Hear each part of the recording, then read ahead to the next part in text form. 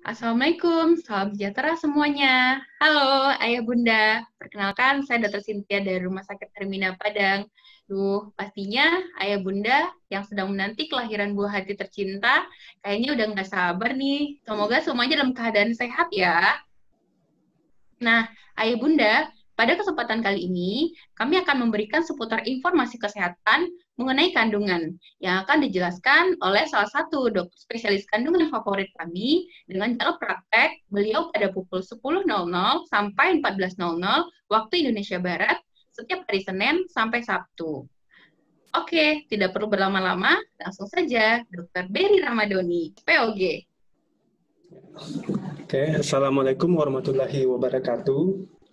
Ya, pada kesempatan kali ini saya akan sharing informasi mengenai hipertensi dalam kehamilan. Nah, informasi ini saya diperuntukkan untuk rekan-rekan bidan, ya, yang tujuannya untuk lebih ke arah refreshing ilmu mengenai hipertensi dalam kehamilan. Karena ya kalau saya ngasih kuliah kayaknya tidak perlu lagi karena pasti sudah ada basicnya. Jadi ini sekedar refreshing saja. Jadi kalau berbicara tentang hipertensi, definisi hipertensi sendiri itu ya kurang lebih sama lah seperti kasus-kasus di bidang lain seperti di bidang penyakit dalam. Bahwa hipertensi itu adalah tekanan darah sistoliknya 140 dan diastoliknya 90 mm merkuri atau lebih. Jadi batasannya 140/90. Namun, kenapa bisa ada klasifikasi dalam kehamilan? Dalam kehamilan ini kan hipertensi ada 4 klasifikasi yang utamanya. Yang pertama ada hipertensi gestasional, ada hipertensi kronik, ada preeklamsia, dan ada superimpose preeklamsia. Nah, ini saya coba untuk refreshing lagi mengenai klasifikasinya. Pertama kita mulai dengan hipertensi gestasional. Kalau hipertensi gestasional itu adalah hipertensi yang timbul setelah usia kehamilan di atas 20 minggu. Jadi ini hipertensi yang paling sederhana. Ini saja definisinya. Hipertensi timbul setelah usia kehamilan 20 minggu. Titik. Tidak ada proteinurianya, tidak ada riwayat hipertensi sebelum hamil, dan lain-lain. Kalau hipertensi kronik, itu adalah hipertensi yang timbul sebelum usia kehamilan 20 minggu. Atau hipertensi yang bertahan sampai 6 minggu postpartum. Jadi kalimat awalnya sebelum usia kehamilan 20 minggu berarti mungkin hamil-hamil di trimester pertama atau hamil di 18 minggu itu sudah dianggap hipertensi kronik. Atau bahkan sebelum hamil dia sudah hipertensi dan saat hamil dia tetap hipertensi, itu masuk klasifikasi sebagai hipertensi kronik. Nah, yang berikutnya preeklamsia. Preeklamsia itu adalah hipertensi yang timbul setelah usia kehamilan di atas 20 minggu yang disertai dengan protein urea. Yang protein urea ini bisa kita cek mungkin dengan sederhananya dengan membakar urin atau dengan pemeriksaan labor khusus. Nah, ini kayaknya definisi yang pertama ini pasti semua rekan-rekan bidan sudah mengenal mengenai kriteria untuk preeklamsia. Namun, kriteria terbaru preeklamsia ini bisa ditegakkan tanpa protein urea. Makanya di sini dalam tabel ini ada kata ataunya, bahwa preeklamsia itu bisa terjadi tanpa protein urea jika hipertensi timbul setelah usia kehamilan di atas 20 minggu, tapi disertai dengan trombositopeni, gangguan ginjal, gangguan hepar, gangguan cerebral, atau edema paru. Salah satu aja ditemukan gejala yang sudah saya sebutkan ini, berarti tegaklah menjadi diagnosis preeklamsia, meskipun proteinuриanya negatif. Kemudian yang terakhir ada preeklamsia superimpose, yaitu preeklamsia yang disertai dengan kriteria hipertensi kronik. Ya, sebenarnya enggak susah. Karena superimpose sendiri itu kan cuma bahasa Inggris yang artinya tumpang tindih atau yang overlap.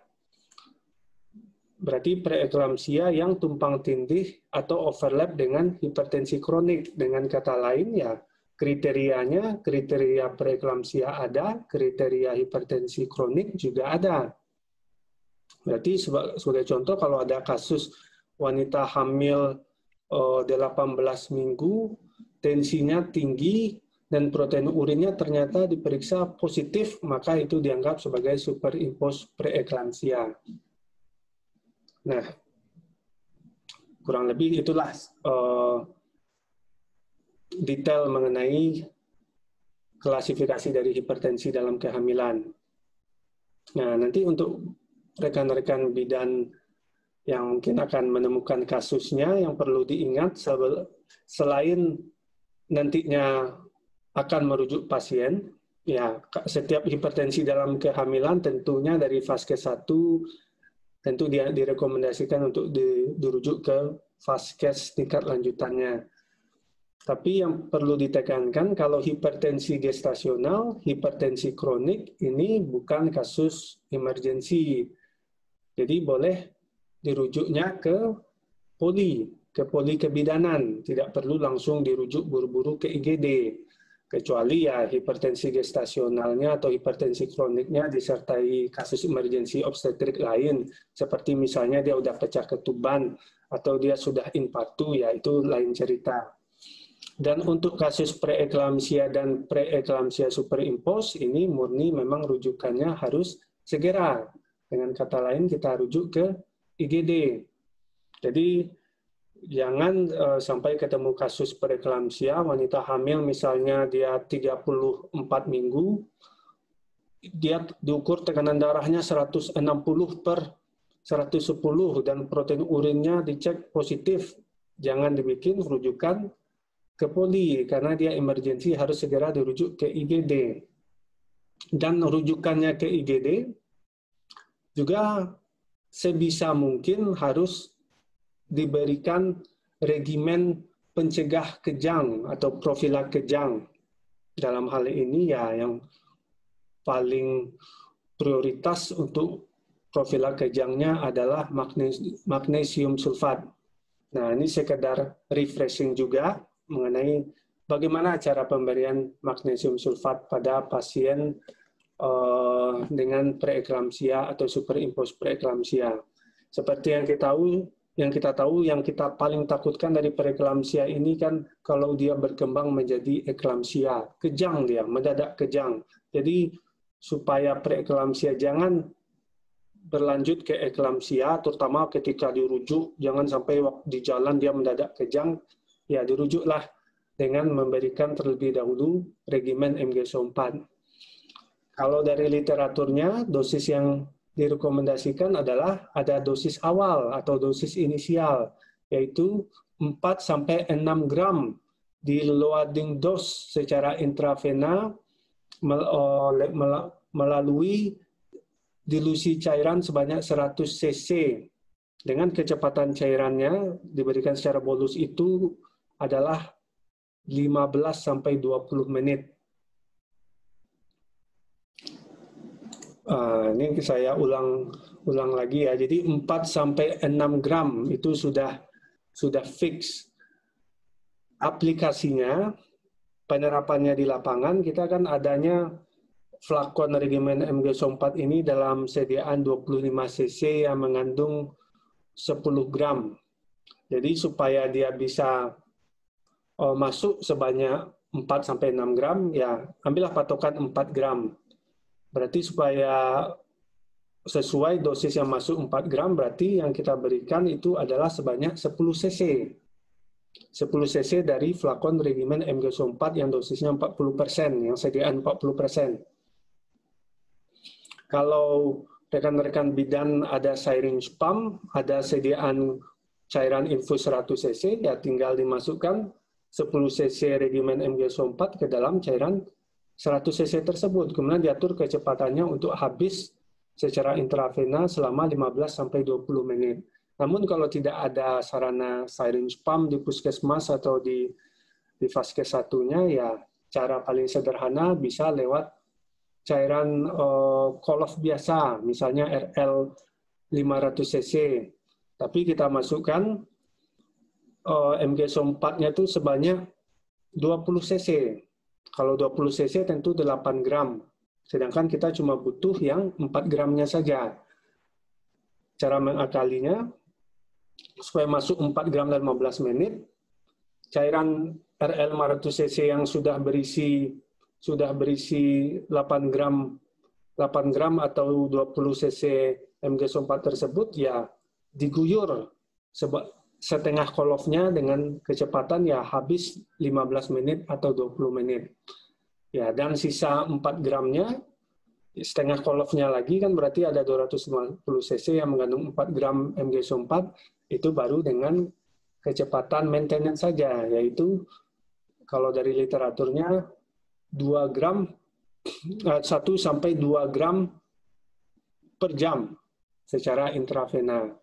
Dengan kata lain, ya cairan infus sisanya itu dihabiskan saja dalam waktu 4 gram. Kurang lebih kecepatannya itu bisa berkisar 20 sampai 28 tetes per menit. Dan perlu juga diingat sebelum memberikan regimen MgSO4, awasi tanda-tanda yang menjadi kontraindikasi untuk pemberian MgSO4. Beberapa tanda pentingnya itu adalah urin output-nya. Kalau tidak ada produksi urin dengan pemasangan kateter tidak sampai 100 cc, ya itu berarti tidak boleh diberikan MgSO4. Atau jika refleks patelanya negatif, tidak ada sama sekali, itu tidak boleh diberikan regimen MgSO4. Ya, kalau ditemukan kasus seperti itu, ya anjurannya pasang infus kateter, segera rujuk ke IGD. Mungkin pilihan terapinya akan di rumah sakit akan diberikan diazepam ataupun anti kejang lainnya.